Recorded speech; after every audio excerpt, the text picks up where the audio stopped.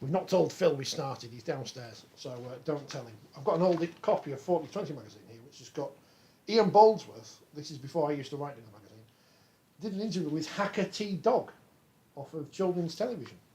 We are very much innocent men on this programme. Phil, he's here now. Phil, we started. Oh, people have bought the new issue of the magazine. No, we started. We can't get the stuff, hence I am the stuff. Why have we got crisps on the thing? We're going to throw them on the pitch in a kind of protest against... Orange. Protest against orange. It's been a couple of weeks and we haven't been here, but we're back. And I've got to say, on the field, and we'll talk about it more in detail later, Easter last week, apart from Salford Castle, that was rubbish. It's been quite good. I've quite enjoyed being a spectator, both watching on TV and leaving halfway through the double header at Headingley and missing the Golden Point. Well, not Golden Point, but drama. I think I don't know if it's a World Cup hangover in the best possible sense of. Can you have a good hangover? Not sure you can. Depends how good your night was, I think. Yes, but the crowds have held up. Clearly, the issues with clubs that have issues with crowds still have issues with crowds. But overall, crowd figures on both sides of the world have been really encouraging. The broadcast figures have been encouraging, and I think there's probably been more talk and exposure for Rugby League than we would normally get, which is great. I think the standard that we've seen, there's been more good games than ones that we would shy away from and cover our eyes. Sorry, Wakefield fans. Had to get that in early. So yeah, I think the standard on the field and the following off the field has been pretty encouraging. We're a third of the way into the season and there's still plenty of aspects that are worthy of watching and talking about and looking at. And I'm not sure we have had that in previous years. And is that down to there only being one game over Easter? That was hugely important. Yeah. I mean, again, all the talk about record attendance for one round of games was partly because we didn't have the second round of games. So if you wanted to see a game, even if you're an away fan, you had to go. So yes, but, you would hope it would be more, but... people have suggested it's almost a revelation. It shouldn't be a revelation. That should have happened a long time ago, in my view. And does it not point to actually having fewer games across the entire season? That's what I would suggest. Get rid of the loop fixtures. Yeah. Play each other home and away. Possibly have the Magic Weekend as an extra fixture. But for me, that's where it should end. Clubs not playing each other, very often is the way forward. Wigan hadn't hosted a Good Friday fixture for 4 years. Yeah.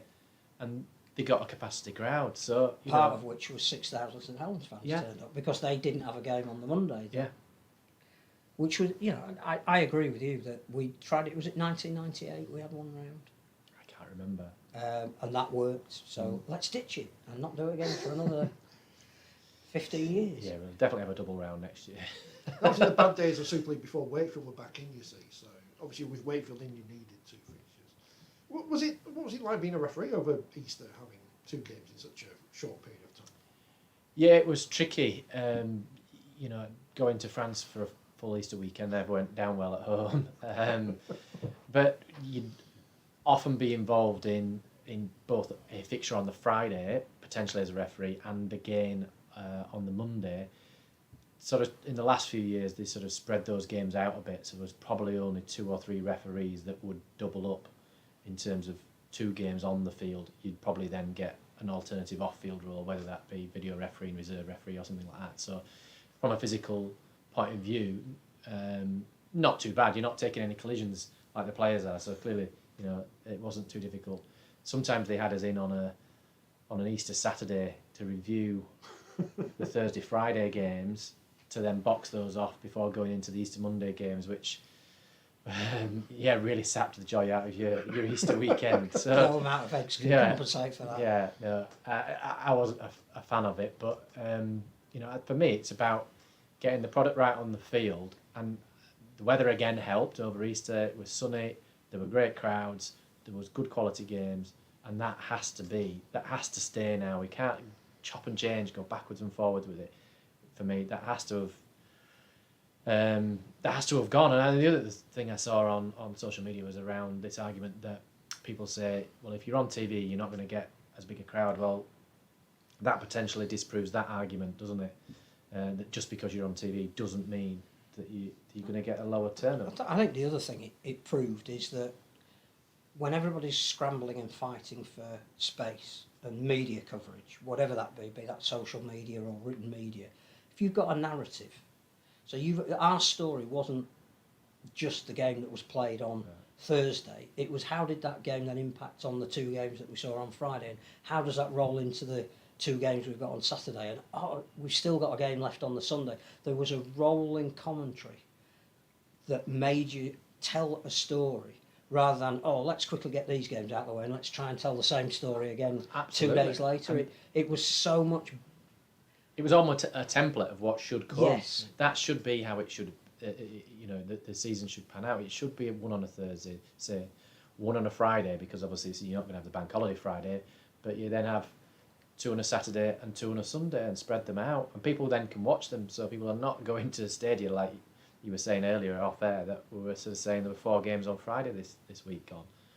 Well, immediately you're probably taking arguably 25,000 off your viewing figures, something like that. So you can add them back on potentially. But also you're denying yourself a potential monetary opportunity, because on Friday night, clearly it would have been great to have watched the Warrington-Wigan game if you couldn't get there. But actually, Hull KR St Helens had quite a lot riding on it, had a real good, again, story behind it.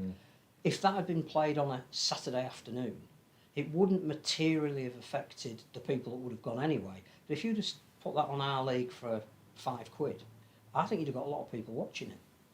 I agree. I'm hoping that IMG, they'll have something like that in mind. We're not a strong enough sport to go back to back on games, or up against each other. Perhaps is a better way of putting it. Diluting our products. I mean, it's a good job we've brought in from the outside a marketing company who have been around from the 1970s. A global marketing company. They've just bought the wrestling and merged it with the fighting, actual fighting, rather than pretend fighting. After years of listening to people inside the game who've come up with ideas like giving points for a result at half time, that kind of thing. And Club Call, that was a good one. Went down well. And all the other things we've done. Now we brought in some people from outside. 8 Super 8s, they were good. I like the 8s, apart from the bottom 8s because they were pointless. The Championship Shield, well done to, was it Bradford and Sheffield who won that? Hunslet won it once at the Challenge Cup plate. Oh yes, I think Keithley won League One. I think we did that live on Radio Yorkshire. A witness. But IMG, they're rubbish because they're going to win the vote. And there's no point in talking about this, is there? About Wakefield are potentially going to vote against it, and Batley and Keithley might, and whoever else, because they're not going to win this vote, are they? So unless they break away and form a 4 or 5 team league of all the dissenters, which would be quite funny. The only question I would have is whether I've seen a debate as to whether the vote should be open vote, so everybody knows what each other's voted, or whether it should be a closed vote. I don't know whether you've got an opinion on that, because I don't know what the history of these votes are and whether they're usually closed votes or whether they're usually open votes.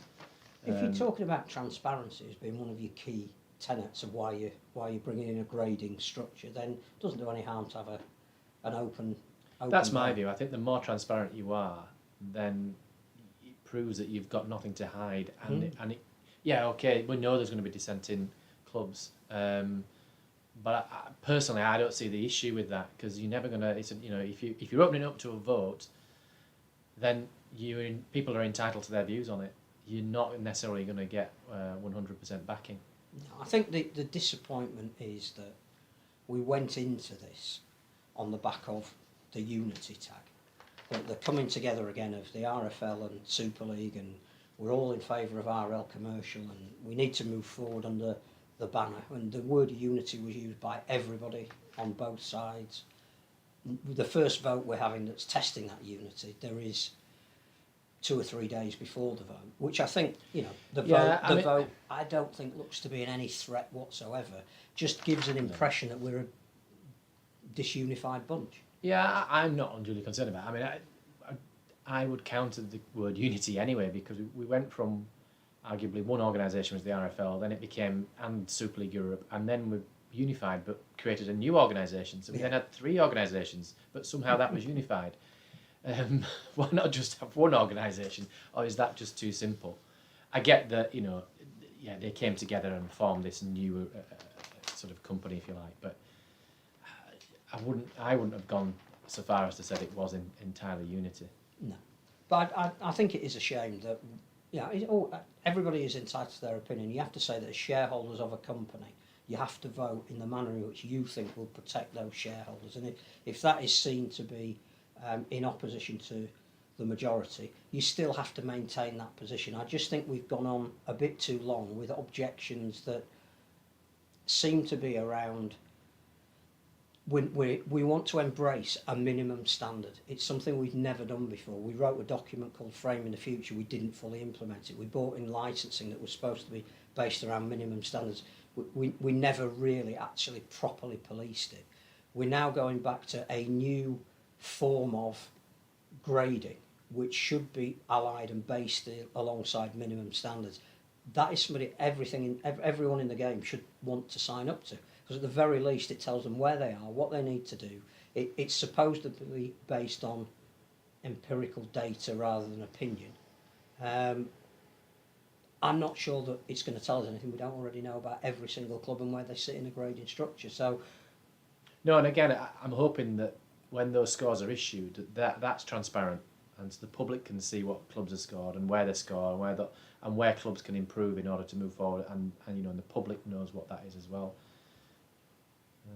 But yeah, I'd be interested to see what the outcome is tomorrow. I think we know what the outcome is. It's just what the share will be. There'll be at least 3/4, I think, votes in favour. The interesting thing would be, hypothetically, say it didn't go through, or the opposition was. We signed a 12-year deal and it's ended Well, within no, 6 months. well, that's the point I was going to say. That, or if this one goes through, there's enough dissent that the next one's going to be harder to get through. And IMG look at it and say, there's a bit too much hassle involved. We just signed a £20 billion deal with WWE. We'll have to do the wrestling. Yeah, we're going to do the and wrestling. UFC. Why do we need to bother with Rugby League when really the return we can get from it is relatively negligible? So the alternative to them not being able to take everybody with them is to cream off the ones that essentially invited them in the first place, which are the top Super League clubs. And you can see that almost Keighley, Batley, Featherstone, maybe Wakefield, maybe Castleford, who are looking after their own interests, if they were to alienate the top clubs on IMG and they broke away, what is left for those clubs that don't go with them? It's almost how Premier League football started. The top 5 clubs got a deal from Sky that said you need to break away from your current commitments with the FA and with ITV, I think it predominantly was then. We will create a new competition. If you 5 come, that competition will now start. And then the other clubs had to sort of say, well, not really sure where we fit in it, but we have to be wherever those 5 clubs are. And eventually, those 5 clubs sort of got their way. We got the new Premier League. There is still promotion relegation, but with parachute payments and everything else, it does protect a certain core of those clubs. So I just wonder again, IMG aren't going away. Whatever people say, if they lost the vote, they aren't going away. They've signed a 12-year absolutely not. deal. They'd just tweak it to get it to a position where you have sufficient votes to get something through. But as you say, I don't think that will happen. There is a risk if it was voted down, then that is a potential risk. But I think that really is extreme. I don't think it'll end up at that. Yeah.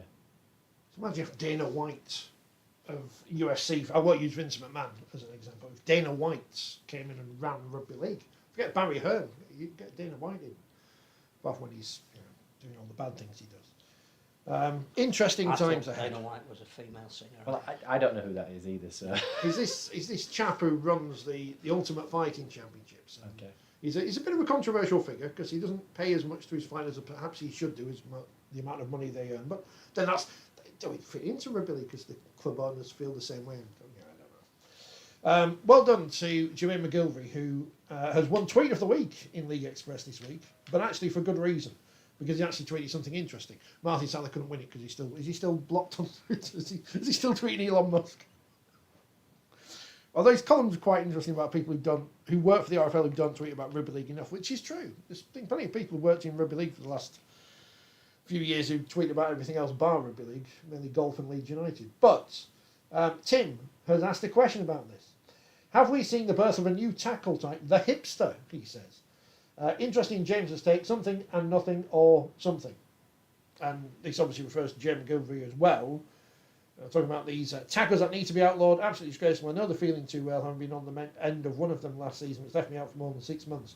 And of course, you can't ban players for as long as players are injured, because then it turns into a bit of a shambles in that sense, because how long do you know if players are out for? But they keep coming up with new things to test the rules. We've had all sorts of cannonballs and crocodile rolls and squirrel grabs and chicken wings. I don't know that this is brand new, is it? Because as Jim McGilvery sort of referenced, he was injured last year from a similar incident. So I think there was something in the rugby union as well in the last week or two. I think that I saw an example on social media of something similar. So it's nothing new. I'm assuming it's come from wrestling. It usually does. That Dana White. And they spend that long in the wrestle room in pre-season and stuff. I'm assuming that's where it's come from. I mean, in the match review panel and the way in which they work, they look at every game in Super League independently from the on-field officials, and every single collision is analysed. And as I think you've probably seen on social media over the last 24 hours, people have started doing that for themselves and posting their own videos and pictures and things. And it's interesting. I guess the match review panel are probably not going to catch everything, because we're all human. We all perhaps overlook something, or they may consider it and discuss it as a group, and it doesn't get minuted, perhaps. I think there are one or two examples that it would have been interesting to read the minutes of those tackles, and match review panel's thoughts on that. Well, they may have missed them. I don't know. I can't speak for them, and I haven't spoken to anybody on that panel. But from a referee's point of view, many of these tackles are extremely difficult to pick up live. I would suggest that anybody who saw the incident with Mike Cooper live and realised what had happened in that live shot, not even on a replay, would have done well. I'm not even sure Mike Cooper, I think probably Mike Cooper did realise, but he might have been the only one that realised exactly what happened. So even on replay, they're very difficult to review, and I've no doubt that match review panel are spending quite a lot of time debating it as a group amongst themselves as to whether something should be charged, and if it's going to be charged, whether it's what sort of level of charge it should be issued. I know there was obviously controversy around the grading that was issued to Morgan Knowles, and then it being sort of the ban increased. But that's I guess that's they would argue, the panel would argue, it's because of the injury. It's a mitigating factor, and you can't get away from that, can you? Or an aggravating factor is probably a better phrase. And the reality is, if Mike Cooper's season's finished, then you're not going to ban somebody for the rest of the season. So it has to be an uplift on the standard ban for that grading. So I think they probably got it about right. It comes back to it not happening in the first place, and players adapting their tackle technique to avoid it. Is it because players are told by coaches to slow down and play the ball? Is that part of it? No coach, I'd think, would go out and say, go and injure another player. No, drop them across your hip. But what they might say is, your job is that big guy's coming to our posts, our defence has been fractured a little bit. Your job is to slow him down for as much and as long as you can. Possibly. I'd have to watch the tackles again to see how they pan out. I think the Mike Cooper one, he ends up in an upright position, perhaps longer than you don't see many classic rugby league tackles where it's an instant hit and somebody is put on their back, and when you do, the crowd oohs, and it's usually clipped at the end of the programme, isn't it?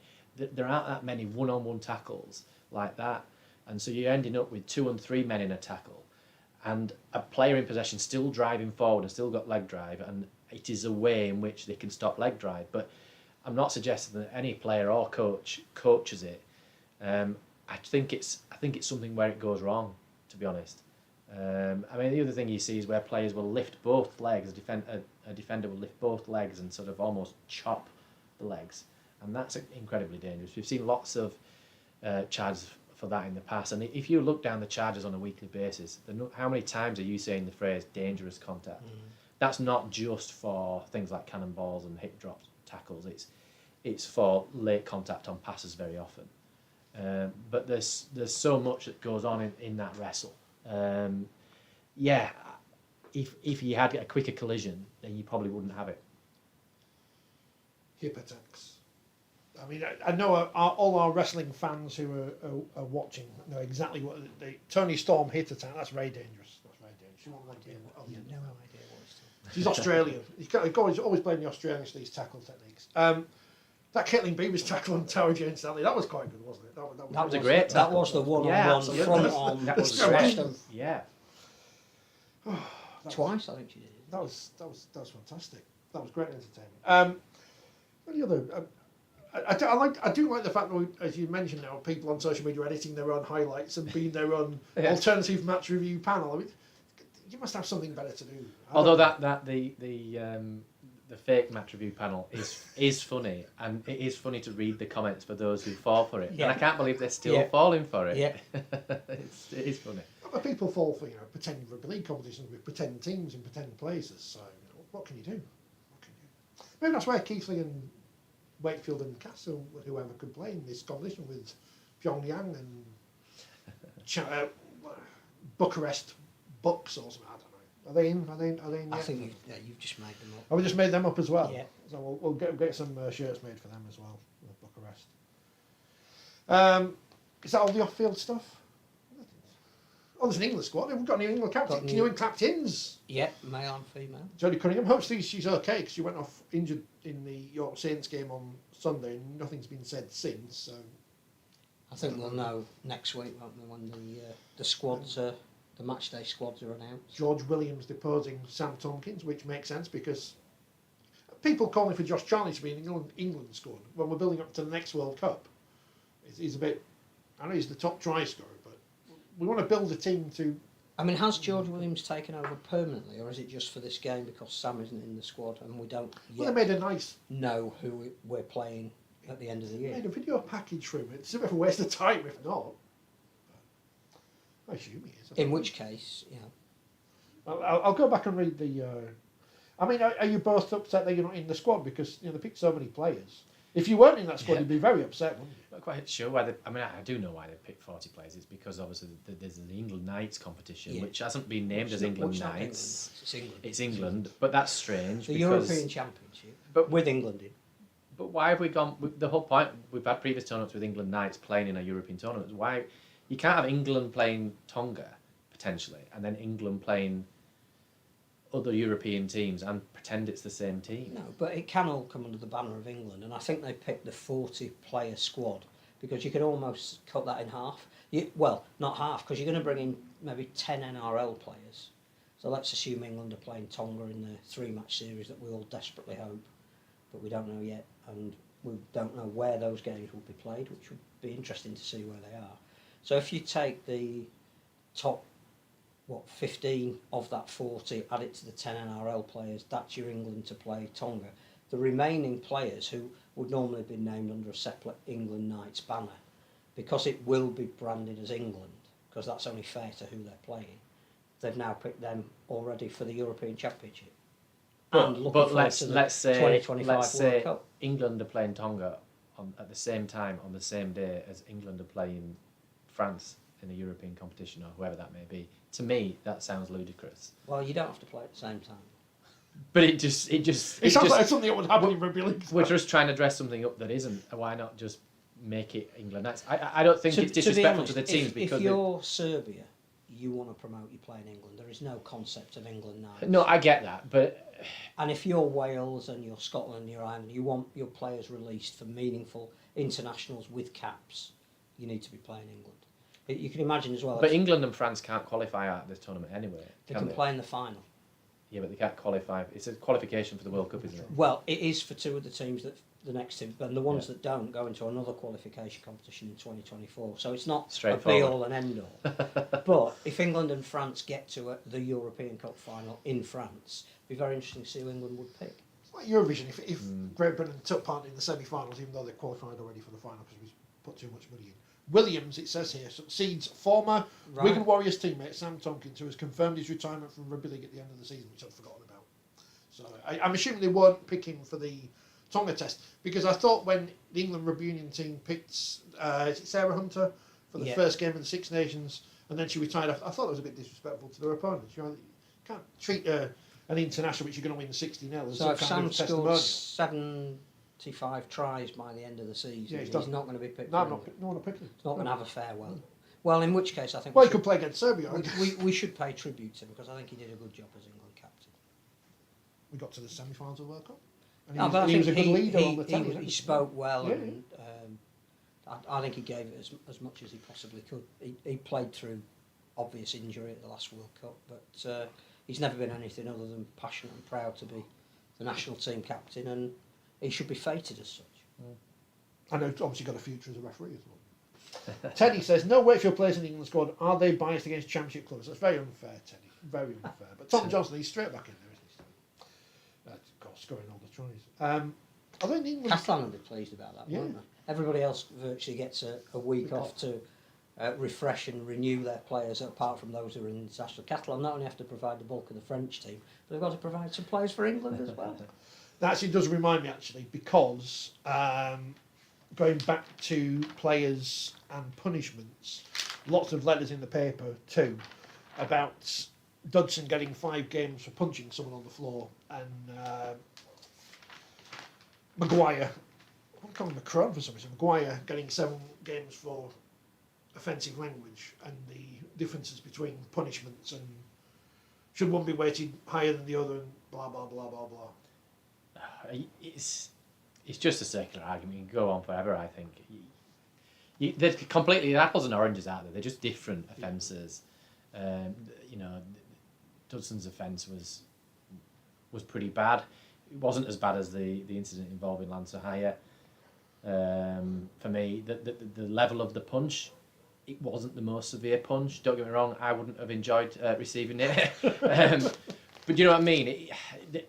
You talk about aggravating factors. There was no damage caused, as far as I'm aware, to the Catalan player.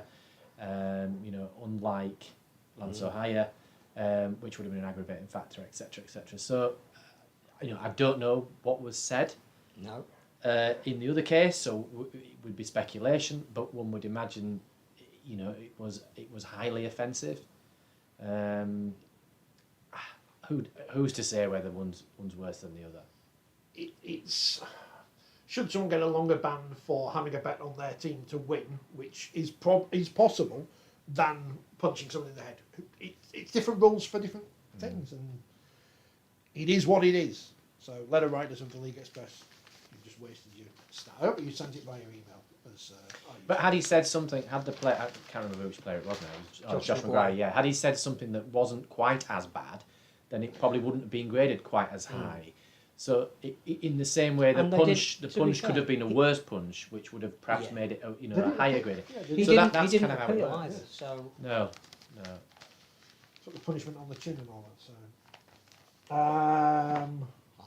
So, Paul's mentioned the tackling the rugby union at the weekend. Was that the one stopping Chris Ashton scoring 100? What an amazing feat to score 100 tries in a competition in 20 odd years when 55 have done it in Super League. Amazing. Yeah, it'd be interesting to know what the discussion was with the rugby union referees. I saw a tweet, a reply by Nigel Owen saying that to the letter of the law it was correct. Now my interpretation of that, or my interpretation of Nigel's comment was, yes, to the letter of law it's correct. However, ...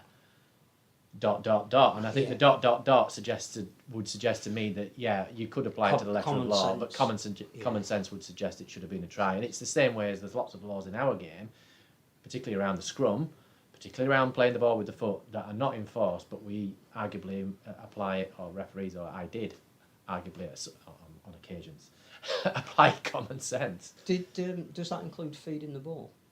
You've got Or to, is that you have to feed it. tacitly allowed? No, you've got to feed it into the centre of the scrum with two hands, I think that was about 1978. The last end time to end. Yeah.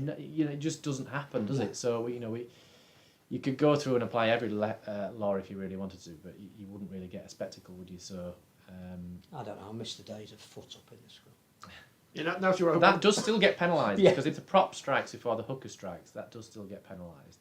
It's not a differential penalty anymore. All of scrum offences are full penalties now. Yeah. Or pushing, which it doesn't happen enough, in my opinion. What do you bring back? Don't share shoulder charge. What about holding the ball in at the back of the scrum? Ethical or unethical? Well, I think I said it earlier on in the season that the NRL, I believe, looked at banning that. I don't know the outcome. I'm presuming they didn't. But for me, there's two arguments. I think, as I understand it, there was a discussion with the Super League clubs around whether it should be banned or not, and the argument that came back was, don't ban it because we'll trap the ball in the base of the scrum, which allows our scrum half to come round to give us the extra attacker when we're on those centre field scrums, and you've seen lots of tries as a result of it. So when it's done for the right reason, like that, for me, it has a place. So when it's done when it's trapped in an attacking scrum situation, it's different. What some teams do is just do it when they're attacking, but in their 10 metres from their own line, just to get a cheap penalty to get out of that field position. That's where it's arguably unethical, and it's making the game look messy. When it works and it works well, and the scrum half comes round and they get a play on, it's great and it's attractive. We're getting a mixed bag of it though, aren't we? You know what's unethical? Wakefield being bottom of Super League. We've just built this stand, and it's half built now. So we 20 years on, we built a thing, and they won't let us score points. It's not fair. All these big boys like Lee, they won't let us score points, and it's very unethical of Derek Beaumont to not say to his team, let's let him score some points, lads. He's busy having a fight with what's his name, Nick Fozzard on the Twitter about his big arm pad and all that, and now it's the greatest of ironies though for Wakefield, isn't it, that they played in that ground with having not really You are changed allowed very to use much. the word substandard. Well, it is, and I don't think they would disagree with that themselves. It is a shame for the competition to see a new stand going up and to not see the performances on the field that go with that. But although the argument that goes with that is that's why IMG's grading will reward that, rather than it just be solely 100% about what they're doing on the pitch at the moment. That investment in the stand is not wasted. No, it's not, but it can't be to the detriment of what you see on the field, because I think by his own admission this week, Mark Applegarth said it's not good enough for Super League in terms of what they're delivering on field, and I think that's true. So you've got to have balance, haven't you? You can't just put all your eggs in one basket in terms of a stand or whatever it is, facilities, and then forget what your product on the field.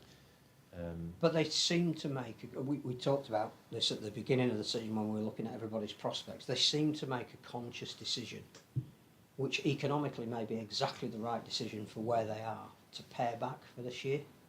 And a lot of the investment in the facilities is the £2 million they've got from Wakefield Council, which is great that it's being put into that. It's going to enable them to do a lot more junior development on match days because they'll have the capacity to do it.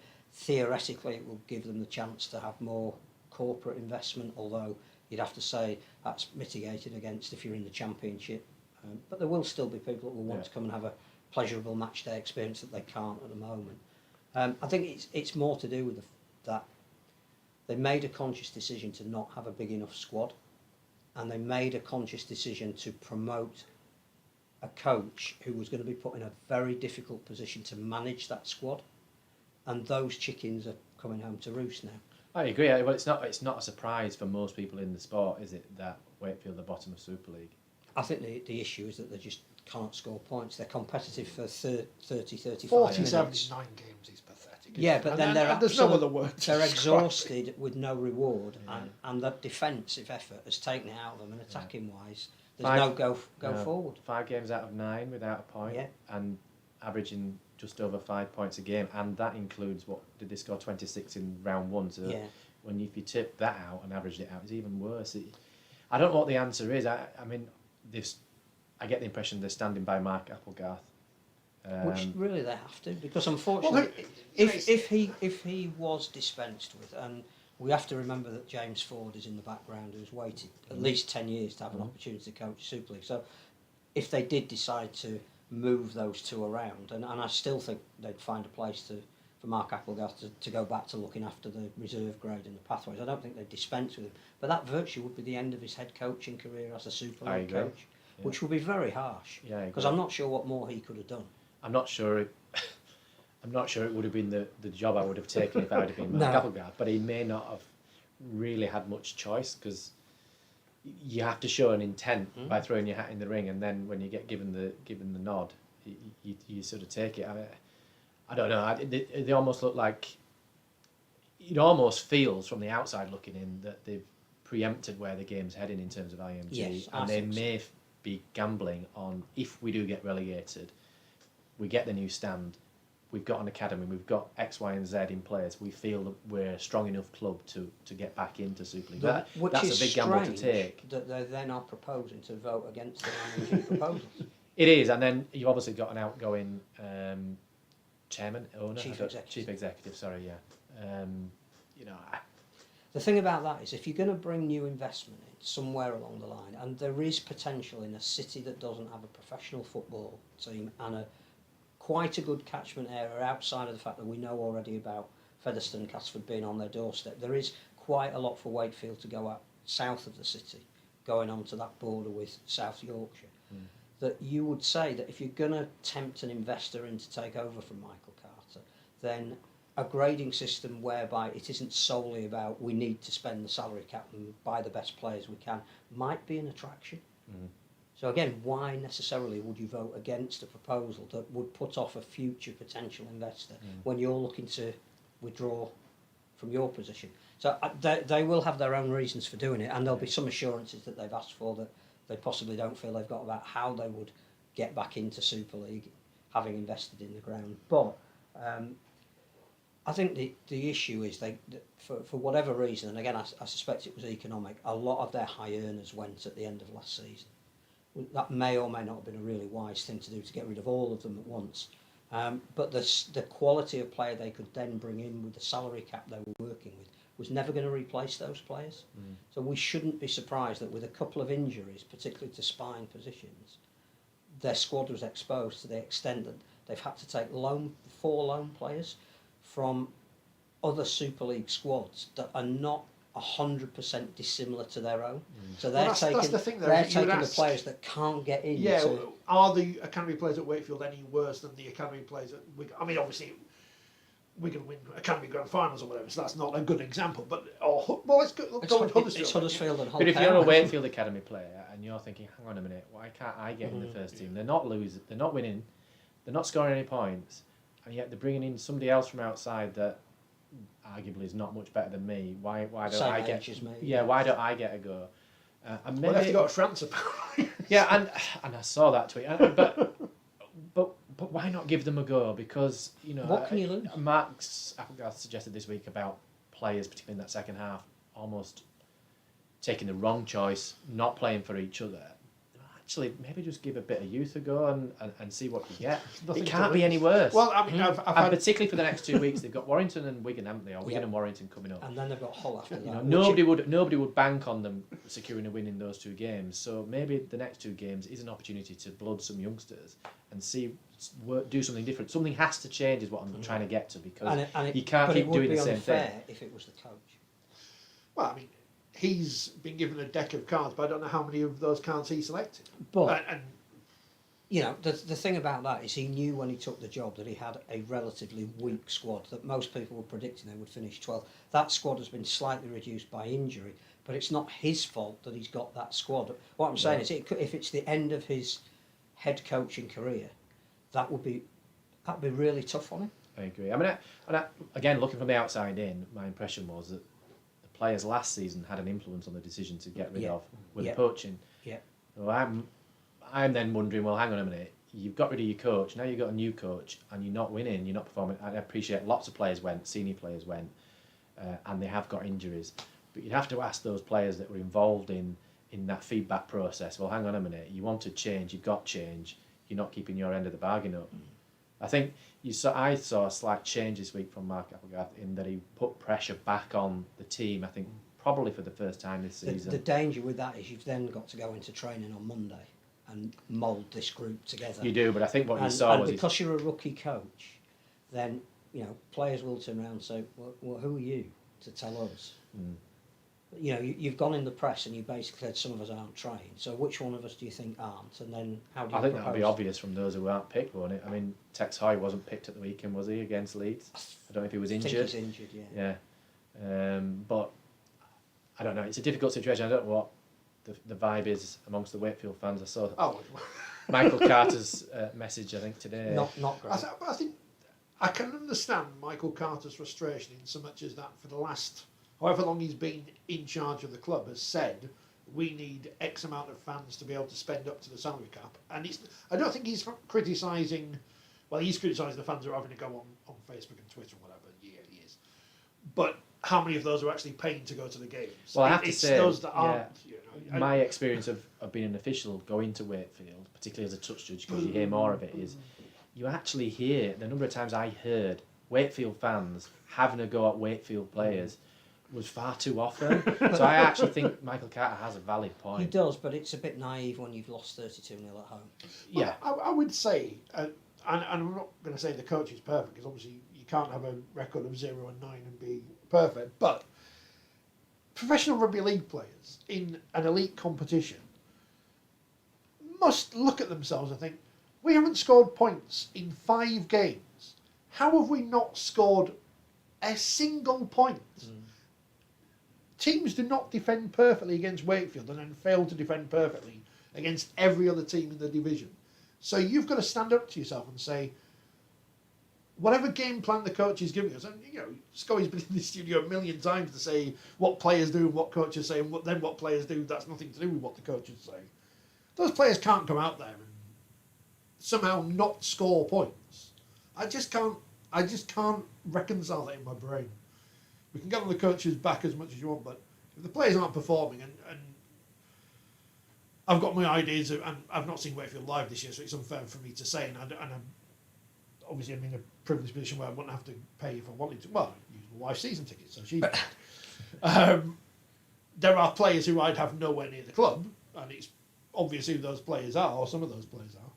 But if you're a professional and you don't have pride in your performance, not to be at a certain level, this is, again... And it goes for Hull as well. Well, before we come on to that, because that is the obvious next place. Because pound for pound, they're worse. I just wanted to mention that I think Lee's performances in the early weeks of the season, particularly that victory at Wakefield, has probably taken them out of that relegation battle. Yeah, because the gamble might have been Lee might implode at some point, or they're not going to gel. Yeah, Lee have got an ageing side, and they've put all of their hopes on very experienced players to make a big noise early in the season to get themselves enough points to make them safe. And then if they do go through a period where they've either got injuries or players need some time off, or there aren't enough juniors coming through to fill the gaps where they need to, it's not going to matter, because they now probably have condemned Wakefield to at least 5 wins when they haven't had any out of 9.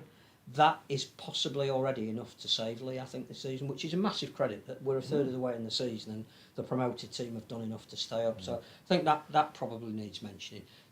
On the whole side of things, just going back to what you said about players have always got something to play for. If there are 20 players out of contract, and if you assume that 10 of them are playing to retain their contract at Hull, the other 10 are playing to get a contract somewhere else. So I'm not sure that argument about just because you're out of contract, it holds some sway. It's very hard to get a team unity when some know that they're not going to be there next year. Some know that this current coach doesn't rate them and he's told them that perhaps they don't have a future. And that's what Darryl Powell had to deal with at Warrington last year. But I'm not sure I buy into this just because you're out of contract means you're not going to try. There's always a contract you're aspiring to get, even if it's at another club. Yeah, I think it depends how, Tony Smith is going in there to change the way it's run, isn't he? There's no doubt about that. Otherwise, why bring somebody in? Something has to change. So it's how that change is brought about. And, I understand that the way in which Darryl Powell did it last year upset, ruffled the feathers amongst the players. Not just, I appreciate particularly the senior players. Yeah, I appreciating that. Yes, the number were off contract, but getting away from that, which I think is a valid point, is that he ruffled the feathers and almost sort of said, "Look, you're prima donnas in a way." I'm not suggesting that those were his words, but that sentiment in a way. You don't know what's being said behind the scenes at Hull. People generally don't like change, do they? No. And people usually rebel against change. Now, whether you've seen an element of that, I don't know. Whether you've seen an element of confusion in what Tony's trying to deliver in terms of the way they attack or the way they defend, it's very difficult to say. I think you're right. I think it's not a one-dimensional argument around players just being off contract. I think that has to be disruptive, though. If players are looking over the shoulder, am I being retained? Am I not being retained? I've got a mortgage to pay at the end of going into next year. Am I going to get a Super League club? Am I going to be dropping down into part-time rugby league? And I don't want to get injured if I'm going to another club at the end of the season. So I think they have to tie up. I would think sooner rather than later those players who are they're keeping. And I think that's probably started because May the 1st. I think you're allowed, if you're off contract, you're allowed to start negotiating. So that will be happening. And I also think that Tony likes to play his rugby a certain way, and I'm not sure he's inherited a squad that can play that way. A squad has been built with power number one, or overpowering. That's the way Brett Hodgson wanted to play. Tony wants to play a far more expansive brand. That's very hard to bring in, even in one off season, especially if half of the players that you want to try and teach that way aren't going to be there next year. Yeah. So I can see that, again, listening to him in press conference, there is a massive amount of frustration that he is hiding at the moment with what he wants to do and how he wants to do it. The worst thing Hull could do and Hull fans could call for is for him not to be there. I just don't think that will happen. I believe he's had the backing of Adam Pearson. I know that's usually fateful if you get the backing of your chairman, but I don't envisage a situation whereby Tony Smith is sacked this season, because otherwise why bring him in? He's one of the most experienced Super League coaches, and no matter what you may think of him, you can't deny his experience and his ability to improve teams generally where he's been. So I don't see that changing. He's done that at 4 clubs. Yeah, and it took time at Huddersfield. Yeah. He inherited everything he needed at Leeds. He started to rebuild a culture at Warrington that wasn't there. Unfortunately for him, just couldn't get the prize they wanted. He got some others along the way. Started to turn things around at Hull KR. They again became entertainers again with him at the helm. So everywhere he's been, may not have been immediate, but he has sowed the seeds of long-term change and success. And I think that's the point. I think we've made it before. It won't be immediate, and I think the Hull FC fans have just got to stick patient. But it's worse than anybody expected it. Oh no, I think it is. But I think if you're a Hull FC fan, you probably your saving grace from their point of view is probably, sadly, for you, Wakefield Trinity. It's Wakefield. It's just Wakefield. But we're only a third of the way through the season, so who knows what might happen in that second third or in that final third. Things can change. They may recruit some players.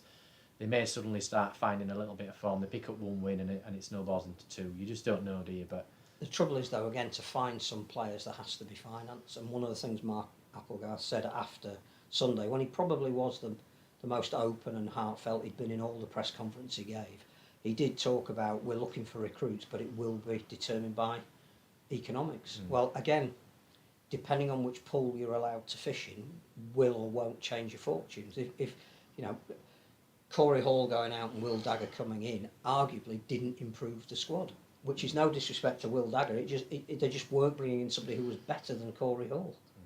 And if they're going to have to shop around in the lower divisions of the French league, then it's not going to change their fortunes around. I mean, it's not ironic, but Mark Applegarth probably needs what Chris Chester had alongside him at Wakefield, an experienced coach above him. If Tony Smith was with Mark Applegarth, I'm not sure, because I think whoever is the coach at Wakefield can only work with the resource that they've got. And if you're John Keir or Tony Smith, and you're still looking at that same team sheet. Yeah, I do wonder whether Mark and James Ford are having conversations with trusted people around. I'm sure they probably are. In your experience, vast experience, when you've encountered a situation like this, What's the best way of getting this out? is what we're doing. What do you think? Because that's what we do in life. No matter what field we work in, don't you? You ask people for advice and support. You don't necessarily take it, but you can ask them. I think I'm pretty sure that has to be happening. I mean, usually what you do in this situation, if you sign Stuart Fielden for a world record, but break the salary cap, relegate Castleford, and stay up. But unfortunately, Stuart Fielden's retired, and Wakefield don't have the money to do that. So. But it's lined up for a humdinger, isn't it? In what? Not 3 weeks because there's the international 4 break, weeks, but yeah, it's 2 or 3 rounds, against Hull. Where's that at? Is that at Wakefield? Oh, Hull. I'm not sure if it makes a difference, really, does it? This week, on the Super League website. I'll be a while I'm on the Super League website. By the way, now the sport's all together in one organisation. Why don't the Super League Twitter, which is now under the auspices of the Rugby League commercial, is that what it's called? Why don't they tweet about the other competitions which bear the name Super League, like the Women's Super League and the Wheelchair Super League, both of which are underway now? Just saying on the pitch, the Wakefield pitch, my understanding again with that £2 million they got from Wakefield Council, part of that was about having more community involvement. Yes. And by having an element of synthetic in your pitch means that you get greater use of the pitch. So one would expect people to be hiring that pitch during the week. Yeah, and Wakefield Football Club are playing now. Yes. Wakefield FC. Okay. Is it Wakefield FC? Yeah, They're going to be the winter tenant. Right. So commercially they're going the right way. Yeah, absolutely. Great news for you, James. Great news for me. Great news for everyone. Is that Wakefield Hull is on the telly on the 11th of May because the pitch is great now. No stories about the pitch this week, were there? Nothing about 0-0. the pitch. It could be a 0-0. It could be 0-0, couldn't it? Sky Sports, 8 o'clock, Thursday 11th of May. Put it in your diaries now, kids. I think I might be working. I'm going to ask to work. I'll work for free. I reckon that'll be like sitting at the guillotine in revolutionary France, knitting. Someone described Wakefield Castle as El Crapico, but I don't know how. We can't even use the words to describe what this will be. Oh, dearie me. Wakefield normally do all right against Hull, though. Well, it's called 70 against them the other year. That was good, yeah, but that's, They've got 17 total. Speaking- Was it? What was the stat that was rolled out that Josh Chalney had scored more points this year than Wakefield? London Scholars have scored more points, and they've played less than half the number of games. And London Scholars are also, bottom of the whole pyramid of professional rugby league. He says with You need exploration to let of it go. professional. I know. Maybe the people buying London Scholars could come by Wakefield. I do wonder though. The The longer that goes on, we said this earlier on in a few weeks ago. The longer it goes on where you don't score, it must become a massive. We need the German thing in the fans with the team. big arrows behind the goal. They're almost begging for the Challenge Cup to come and to get the lowest ranked team in the cup, So they can get so some they points. can get some points. Yes. Do you know what I mean? But Yeah. actually, when you come to the lowest ranked team, The pressure potentially ramps up. I think it might only be Dewsbury. I think they're the only League One team Yeah. left. I Yeah. think they played London away, don't they? Yeah. And with the Imagine way that they're that playing, local derby, Wakefield Dewsbury. well, yeah, and the way that Dewsbury are playing, it might not be a surprise if they beat London. It would be a good fixture, but also I think that would be a pressure fixture for them. Absolutely. When Wakefield played Lee a couple of years ago on the telly, Wakefield only squeaked past them. Only squeaked past Bradford in my brief reign of terror working at the club. But remember, Dewsbury is a League One club. If Yeah, but they were Wakefield to will be a get championship into that next round, but yeah, Playing really it well, almost right? feels like they need the old Challenge Cup where they play the amateur side Yeah. and rack up 80 points. It's getting worse. Oh, let me put pressure on St Helens instead. Yeah. Because, speaking of rookie coaches, Paul Wellens, he's no good either. St Helens are world champions, 4 wins from 8 games. They lost at Hull Kingston Rovers against rookie coach Willie Peters, so I don't know where we go on that one. But Hull County, they're doing well. They're doing well. 26-16, they're third in the table, above the Catalan Dragons, just behind the leaders Warrington and Wigan.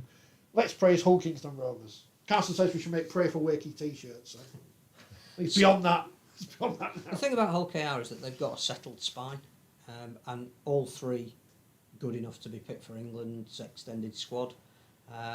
They are playing some great rugby, and they've got a couple of really hard-working forwards. I think George King has been absolutely massive this year. Another former Wakefield player. Probably hasn't got the raps he deserves. I haven't mentioned Batchelor. But he's been brilliant leading them forward. They've got 2 hookers that can change a game, either if they're on together or one replacing the other. Halfbacks that are young, dynamic, and have a potential international career ahead of them, and some great experience in the 3 quarters.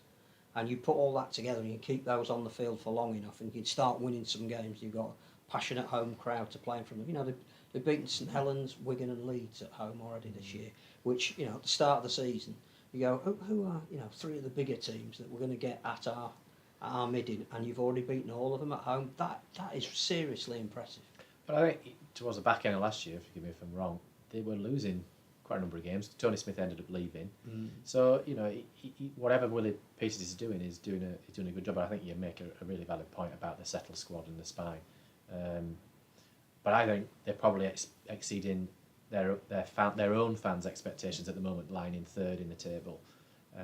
But the more points you pick up at this stage of the season, it eases the pressure later on in the year. I'm not suggesting that they'll finish in the bottom half, 'cause I don't think they will. At the moment, you definitely suggest they would finish in the playoffs with the way they're playing.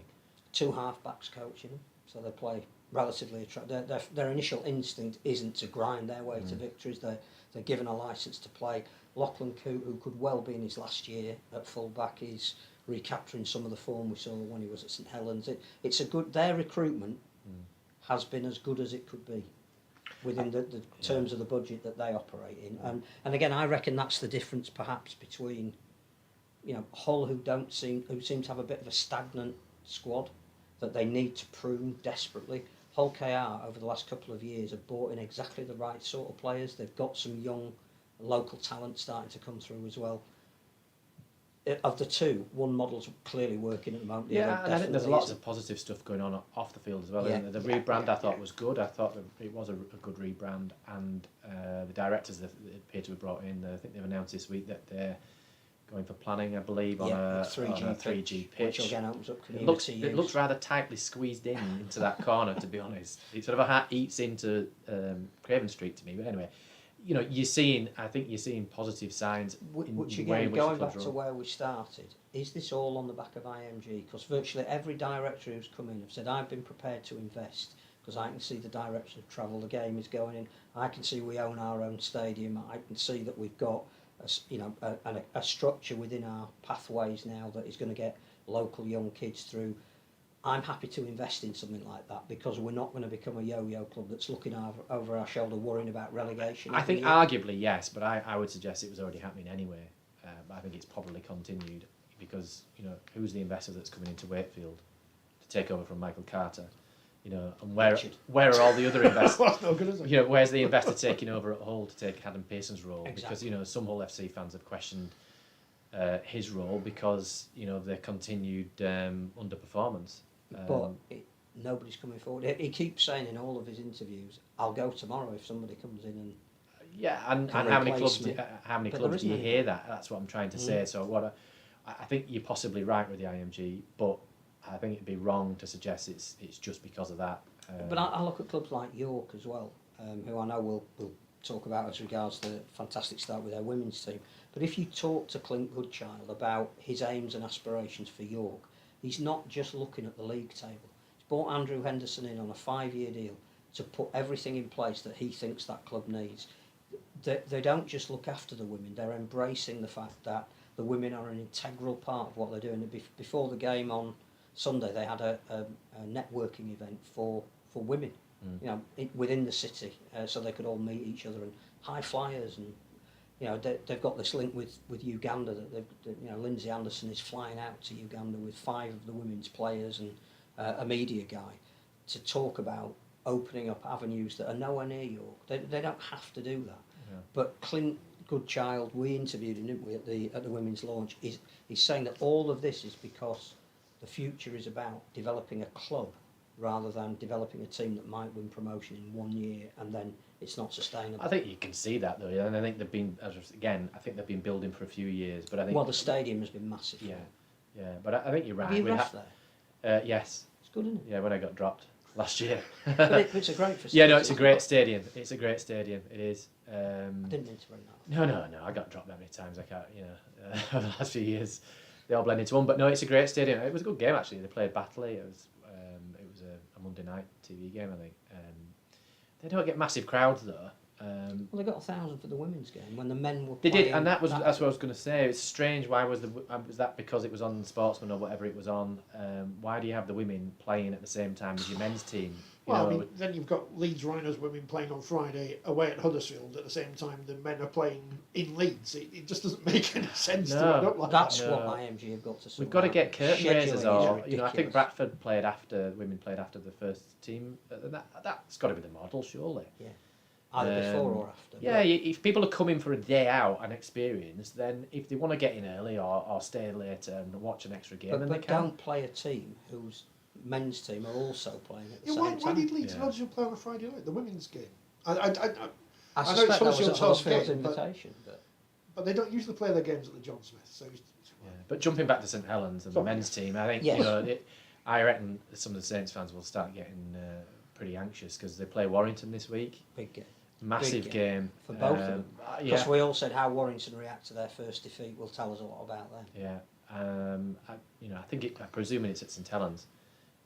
So it's a massive game for arguably more so for St Helens really than Warrington. Although are we surprised, with the injuries that Saints have got, the fact that Mark Purcell's having to play in the second row, the fact that Paul Wellens wants to stamp his way on the team, that was always going to be a little bit of transition. It wasn't ever going to be quite the same as Christian Wolf. The fact that and it's not an excuse now, and they would have never used it as such, but they did have to fly to Australia and come back. Yeah, I think the biggest thing I'm there not is the surprised mental that they've missed a couple of results at this stage. No, but I think the longer it goes on, Yeah. the harder it becomes, to sort of people keep going back to the World Cup Challenge. It would have had a massive mental effect rather than physical for Not me. physical, no, mental. Mentally, To that's get up for difficult to something. absolutely to peak for something before the season's even kicked off, Yeah.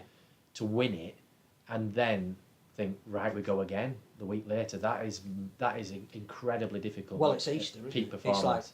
It's like, Easter times Yeah, 10. and if you take boxing, how often do boxers compete? Yeah. Once every what?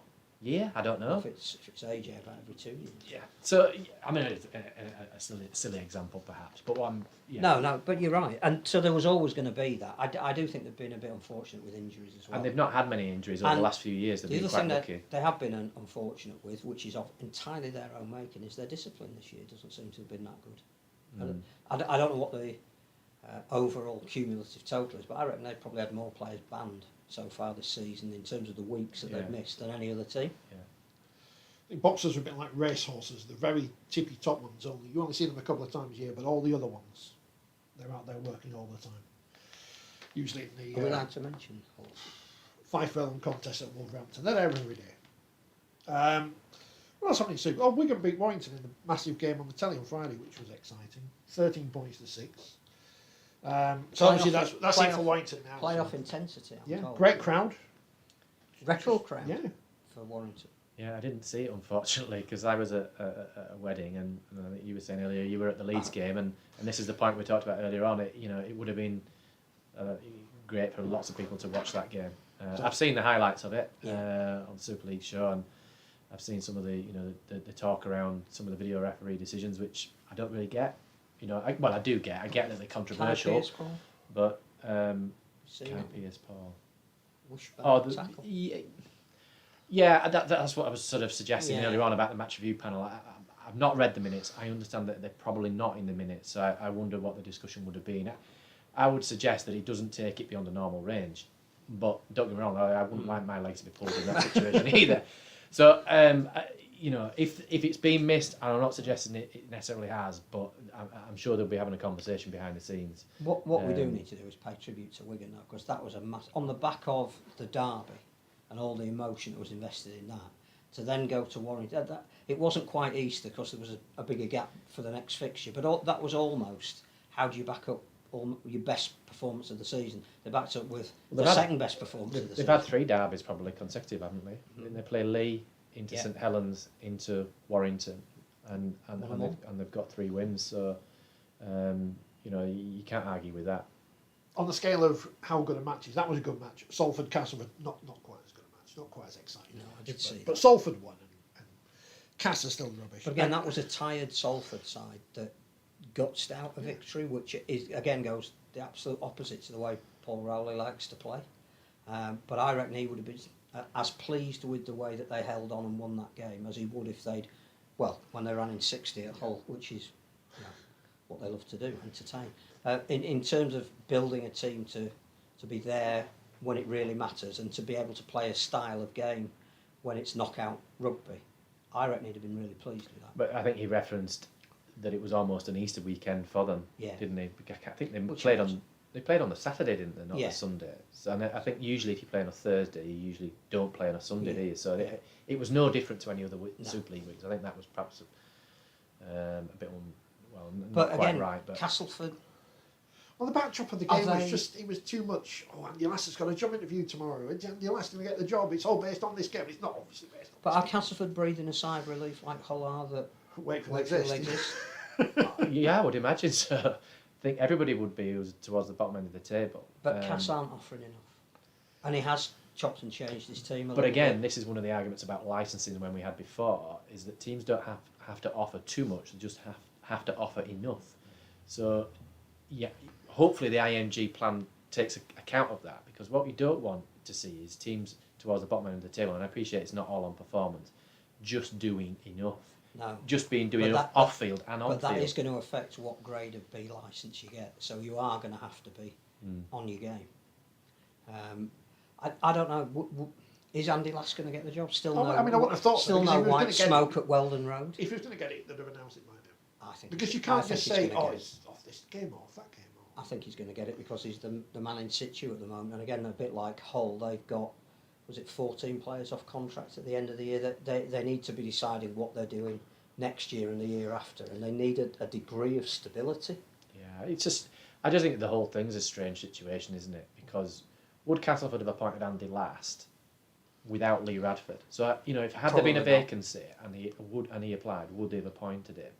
I'm not sure whether they would or they would. I'm not suggesting that they necessarily wouldn't, but I'm just posing that as a question.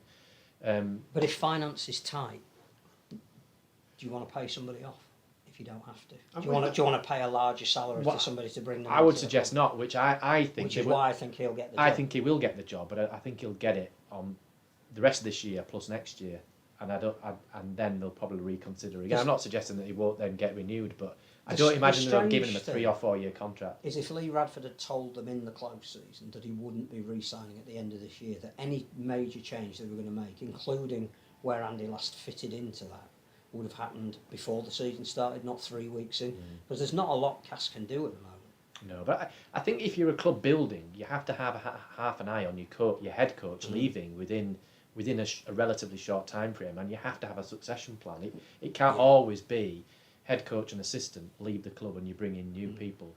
You know, I think you have to have a succession plan somewhere along the lines. You know, look at Paul Wellens. Yeah, I appreciate mid-table at the moment, but there are lots of examples where Danny Maguire at OKR, where it looks like he might go into coaching as a head coach in the future, and he's sort of slowly building. But like Tony Smith, it's going to need a very strong personality at Cass. That's not a place for a rookie to make their coaching debut. If you've got 14 experienced, wizened players about to come off contract, and you're playing a certain way because, again, Lee Radford's bought that type of player because that's how he wants to Yeah, but play. you're not suggesting Andy Lass is a rookie. I mean, he's a rookie head A coach. rookie head coach, but which I think is different, because I think then you're dealing with direct contract negotiations. And also you've got to look at what style of football does Andy Lass want to play. And the Castleford fans, quite rightly, demand that moniker classy. They need to play a certain way to get buy-in from their supporter base. And I think there's been, again, some social media feedback that even though they're not in danger of getting relegated this season, they're not actually very entertaining to watch. I think that's true. I think that's arguable though. I reckon if you're at the top of the league and you're winning the grand final and you're playing unattractive rugby, I reckon they take it. I think you can get away with it when you win the grand final. Exactly. That's you what I'm can't saying. get away with it when you absolutely. But if you're mediocre, season. then it's just not tolerable, is it? No. Um, But they again need to look at their facility. And the one thing that another club that are talking about potentially voting against IMG, you'd understand from where they are as a club at the moment that they want to protect whatever it is they've got. They want to stay a Super League club, and if they're going to be judged partly on their facility, which isn't up to standard, you could see why they would vote against that. But they need to start investing in their facility because it's now. But as I understand it, they own it, so it's a big asset that they've got. So, with my my development advisory hat, and I'm thinking, well, why can't they get something off the ground? What's the stumbling block here? I'd be interested And to there's get £2 under the million skin from of the it. council Yeah. to throw into whatever project Yeah. they might come up with. But they need to start doing. They need to be seen to be starting to do something. So that's where Wakefield are in advance. With all due respect to some of the names I've seen today linked with the Castleford job, you can see why you may as well just give it to Andy Lass, because those names have got any kind of. You're not looking at names of coaches who failed in the Super League before and think they're going to come in and turn Castleford. The interesting one, I think, is Justin Morgan, who's been linked with the job, because again, I think he is the kind of personality when he was here that you'd think he could go into a club like. What you'd have to ask is why hasn't he been a head coach for the last 10 years? I think that's left field. I think you say he worked in the NRL referees department for a while actually, to Justin Morgan, but I can't imagine that situation. There's more chance of Dave Woods off the BBC getting the job than Dave Woods, the former Castleford coach. And I think Dave's too busy. I assume he is anyway. The interesting thing you mentioned about Castleford owning their ground, and I think the most controversial thing I've ever said on this programme, going back to the Radio Yorkshire days, was comparing Rugby League to Speedway. But only in the last few days, Wolves have been told that they're going to have to be moving out of Monmore Green. You can't just pitch up and build a Speedway track somewhere. Sheffield, when they got kicked out of Don Valley, managed to play at the Overton for a bit, Bellevue, until their ground was built. But teams who don't have primacy of tenancy, or whatever it's called, who don't own their own grounds, I worry about them in the future, because people want to knock things down and build houses. So, there but for the grace again. Huddersfield beat Catalans. None of us saw this. Well done, Huddersfield. No, there's no one from Huddersfield watches this. They're usually anyway, an arm wrestle of a game, and they're usually not particularly attractive with the style in which they play. But it looked a nip and tuck game from what I saw.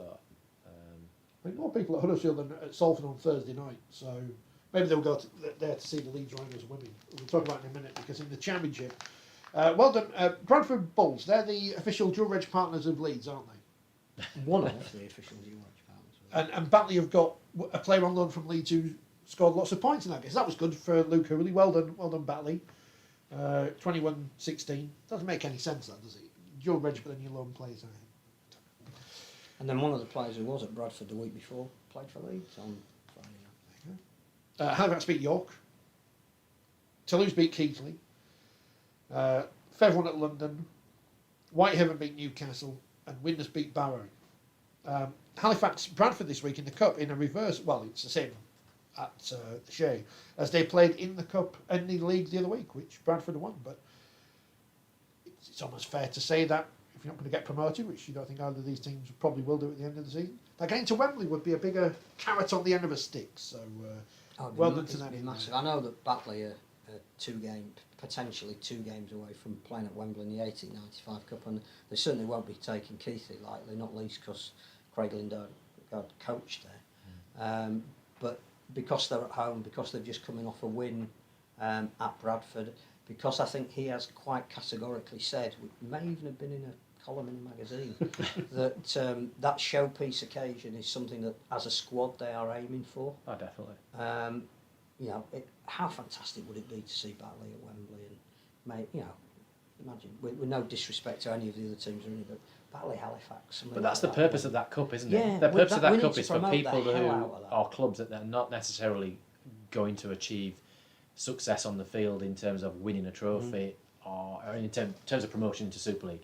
I'm not suggesting that Featherstone shouldn't be there, for example, but because they're probably favourites to get promoted. But that's what it's for, isn't it? For clubs like that are probably being starved of a little bit of success. Although I appreciate Batley won I think they won more than one Northern Rail Cup. Yeah. But winning a Northern Rail Cup at Blackpool, no disrespect, is not quite the same as going to Wembley. It's better than winning the Northern Rail Cup at Halifax. Though. Yeah, or in the final at Headingley or something like that. Yeah. They did have a civic reception. Should have brought out a special on the shirt. steps of Batley Town Hall. I used to work in Batley. I think that's on the Sportsman, that game, isn't it? I think it'll be an entertaining Sunday game. afternoon. That Sunday night, I think, 7 o'clock. That's the Halifax Bradford, Halifax, apparently. yeah. Yeah. Oh yeah, the Batley ones, is that 3 o'clock Sunday, yeah. So again, do I go out to a game on Sunday, or just stay in and watch Rugby League for free? And the Halifax game is on iPlayer, isn't it? Yes. I think there'll be two entertaining games though. Because Fax knocked out Fev in the last round. Yeah. It was last time. Bradford and Halifax met a couple of years ago when Bradford had beaten Leeds and the Bulls were back, and then Halifax said, "No, you're not back," and went to the semi-finals and had a great day out in Bolton. If you can have a great day out in And Bolton. the draw's on Monday. Is it Yes, 6:30. on the Red Box? BBC. Oh, does that mean we're going to go? News. Well, we'll go against it next week because it's rubbish anyway. I mean, I'm not Well, knocking Dave Woods or anything, but We, it's just half an hour. of but we build-up to can three we can give the draw out live, can't three we? people pulling the balls out. Just do the draw. Just do the draw. League One. You know, it's actually a couple of games I would have fancied going to yesterday because I've never seen Midlands Hurricanes in their new guys. And I've never seen Cornwall play. I could have gone to Dewsbury or Hunslet, but I didn't realise they were on. Dewsbury beat Cornwall 78-10 in front of a crowd of not NA. Doncaster beat Oldham in what sounded like a very exciting game. Brett Ferris. They're two clubs. On his 400th appearance. Two clubs on the up. Doncaster and Oldham. Hunslet beat Midlands, and Workington 29-28 winners at Rochdale, who were 22-8 up at half time. How did that happen? I should read the match report. Can't be bothered. Also this weekend, it was the Wheelchair Super League.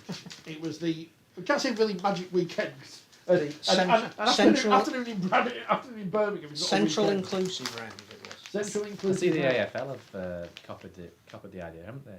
Are they doing it as well With, now? what have they called it? I quite liked it. What do they call it? Oh, gather round. The gather round. The gather round. Yeah. Sounds like the sewing. Nigel Wood's. The sewing bee. Yeah, Nigel Wood's idea. You see, it's Did he ventured copy- far and wide. Did he copyright it? I'd be raking it in. All these people Was Nigel the don't one like that had the idea about putting a net on the back of the post? Yes. Was that Rod Studd? I can't remember. Nigel had the you need a point at half time. Yeah. One swallow does not make a summer. I believe that's a phrase. In the Wheelchair Super League, Halifax beat Wigan 62-28. Revenge That's what it says for here. round one. I should have got Rob Hawkins on. I forgot to message him to get him on because we had him on after the first round. And there we are. I scored 4 tries. I watched Slacking there, Rob. I had it on the screen. I was like doing other things at the same time. Also, Hull beat Warrington. Now, what Tony Smith needs to do is pick all the academy players and all the wheelchair players, get them on the pitch. Doesn't matter if they're not allowed, just get them on there. Because they beat Warrington 76-10. The two new sides into this competition, or newer sides into this competition, but both growing. And as we've seen in all these different varying forms of rugby league that aren't the men's game, when you get two teams reasonably matched against each other, they're going to learn more. So where was that held? Edgbaston at the University of Birmingham. That hotbed of rugby league. No, but the wheelchair doesn't have to follow the template of the rest of rugby league, and it's a chance for people in the Midlands to. So was there a decent crowd there? I know one of the motivators. No. There were people there.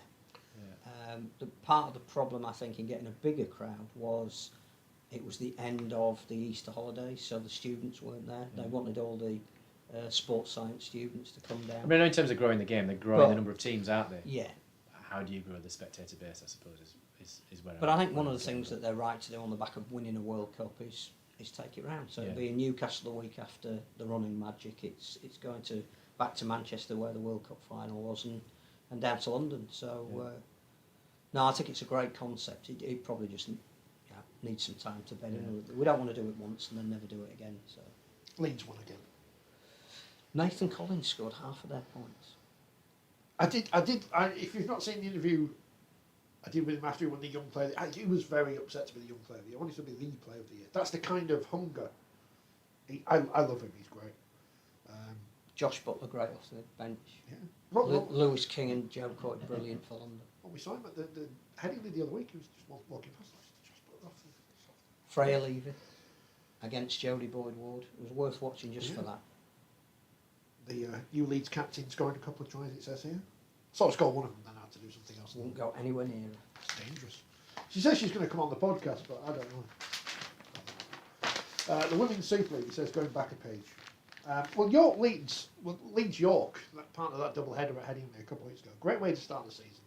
I know people are upset that Sky are only showing York, Leeds and St Helens, but as we said before, it makes sense because if they'd have shown Leeds versus Huddersfield, which I think they did last year, didn't they? Mm-hmm. And Leeds won 60-0 or something. Yeah, it wasn't good for TV. So it is what it is. I think full credit to York and the way they've started the season. great squad, great mix, well coached, clearly hungry. Feel that they missed out on something last year. Holly May Dodd made history by becoming the first player to sign for an NRLW club. We reckon there's at least one more, possibly two. Yeah, all going. But I really think that's well. good. I appreciate it may not be good for the competition, but that's No, I good think for the it is. national side Absolute, because 100%. you need players playing in the best competition, and that is the best competition down under, to add experience to the national side. I think bridging the gap is not going to be by suddenly making everybody professional. Bridging the gap is by sending some of our best young players over there to experience what a professional environment is, and then 19. bringing that back into. What an incredible life opportunity that is! Yeah. To move to Australia at 19 to play rugby league. Yeah, to get paid. Yeah, it's just To incredible. play rugby league. I mean, I don't know. It's in Canberra, so you can't have everything. But actually, Canberra's nice. Have you been to It's Canberra? quiet, yeah. It's quiet. It's quiet. It's but like I- Washington. Isn't Yeah, it? I quite liked Canberra, but I was only there for a That weekend. might say more about me than me. Yeah, possibly. Don't get me wrong. I wouldn't have chosen Canberra. Sydney or somewhere on the beach or I've been to whatever. Norwich. Is it like Norwich? I It just, don't it think just it's got a exists. cathedral. It might. But if you're going to sign, do you want to sign for York, St more like Helens, or Milton Leeds, Keynes. or do you want to sign for an Australian team But the at experience- 19 I think and Milton go and Keynes. live down under? It's The just experience incredible. you've got of playing in Absolutely. Sydney and Queensland and New Zealand, it's and that lifestyle as well, Absolutely. where you can train every day and just Yeah. see how good you can be. Georgia Roach to Newcastle Knights will be the next one. Is that what you've heard on the grapevine? I think it's pretty much common knowledge. When I spoke to her earlier today, I was like, "We know you're the first, but we know there's other players going out. We know what's happening. So there's going to be a cohort of English players. I The don't know where I really came up with that interesting word. thing is, though, there's going to be a lot more expectation on Georgia because she's playing in the halves, and they're bringing her in to steer that Newcastle team around. Holly I know she played in the halves in that game, but she is a running back rower. I'm not going to tell you everything I asked her because you can go watch it yourself, but I did ask her about playing in the first two games of the season, whether she was worried about picking up an injury, because it is a big move. And she wasn't worried. Well, that's Other why, people were, but she that's why Georgia Roach didn't play. Yeah. So, good luck to her. Good luck to them all. Yes. What an amazing, as you say, opportunity it's going to be. York's second halves have been very impressive in both their games, against Leeds in the first match and against St Helens on Sunday. I wasn't surprised York won by so many. I was surprised that Saints hung with them for so long, if you see what I mean, especially with the number of young players in there. Hopefully Jodie Cunningham's okay, because you imagine being announced as England captain then picking up an injury before, a couple of weeks before the first game, so I hope she's okay for that. But very impressive from York. Saints are obviously going to grow as the season goes on, but it's up to York now to... Warrington. The last thing I want to say about York, though, is Simon Middleton, the coach of England, the Red Roses, the England women's team, the rugby union team, suggesting they should bring the goal kicks in from the sidelines, which I thought, if I said to a woman, well, what we're going to do is, right, you're not as good as men at kicking, so I'm going to make it easier for you. Get beaten up. What about golf? Do they have women's tees? Well, they do. But Tara Jane Stanley is pinging them in from the... Do they? The Saints Yeah, they have kicker. women. I'm sure that they have women's tees and men's tees. Yeah. I think the hockey's smaller in darts, where it used to be shorter. But the snooker table's the same size. But Tara J. Stanley pinging them in all over the place at Headingley the week, and here, and the Saints kicker whose name I've forgotten, she was doing it as well. Rhiannon Marshall battering people. It's good.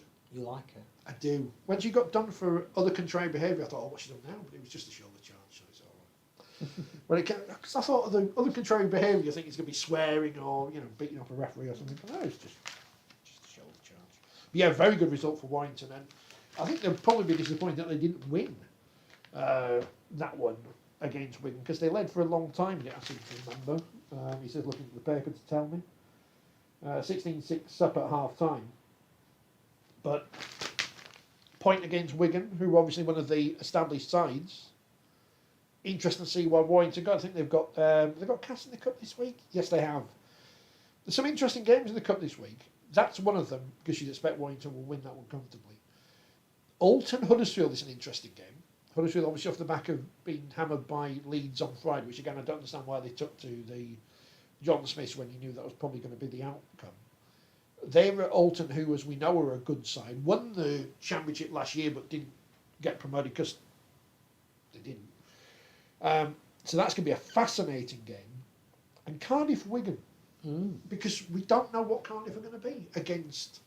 You'd think experienced Cardiff opposition. will be predominantly the Welsh team, or the core of the Welsh team. But none of those are on the telly, so a bit disappointed. C'est la vie.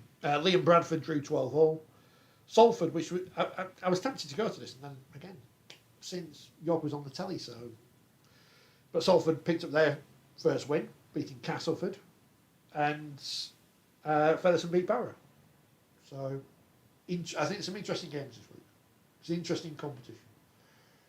Road to Wembley. And that is a massive carrot, isn't it? Again, you can say carrots. Vegans. Vegan Rugby League players, I don't know. I don't know where you're going with that. No, I don't know either. I don't know either, but it's this worryingly positive on and generally off the field feeling about. You mentioned at the start, crowds are good. Everyone seems to be wanting to go watch games. I love the argument about TV affecting crowds as if it's 1952 or something. Players going over to play in the NRLW, New England captain. We know how to treat our mascots. Yeah, although I think the Arsenal social media have really stitched up the yeah. But That's well done Leeds and York who've and Hull. and Leeds and Hull. I meant I don't know what York have done, but and Sean Wayne's England squad. Generally, everyone positive about it, and everyone says, "Well, why's Jake Connor?" He obviously doesn't like Jake Connor. It's like Tony Smith. He's not going to pick Jake Connor. Stop asking him to pick Jake Connor. He's not going to do it. It's not like he needs halfbacks at the moment. So, just worryingly, apart from Wakefield, everything's fairly positive. So it's all good. What do we do next? Another round next week. Do it all again. Saints Warrington on Looking the telly. forward to that. Castleford Hull KO on the telly. Halifax Bradford on Saturday night going up against Britain's Got Talent and Batley No worries Kingsford. there. Didn't they lose 1 million viewers? Probably. It's rubbish, isn't it? I don't know. I'm not one of the ones they've lost. I never watched it in the first place. You won't watch that rubbish, would you? It's a You're few gonna years. tell A few me- years since I've watched Britain's Got Talent. Saturday night. Yeah, it's a few years since I've watched that. Glass of wine. Britain's Got Talent. I don't think our audience profile of this programme for the people who are watching is the same as Britain's. I don't think we're Britain's Got Talent viewers. I think they're more strictly. Have you seen what's on Channel 4? Got celebrities living in darkness for a week as a psychological experiment. I know a few people like to send there, but you probably don't want to. We'll leave you with Hacker the dog. There he is, William Boldsworth. We'll be back next Monday. Do the draw live. We'll do it ourselves. So enjoy your weekend of rugby league. We did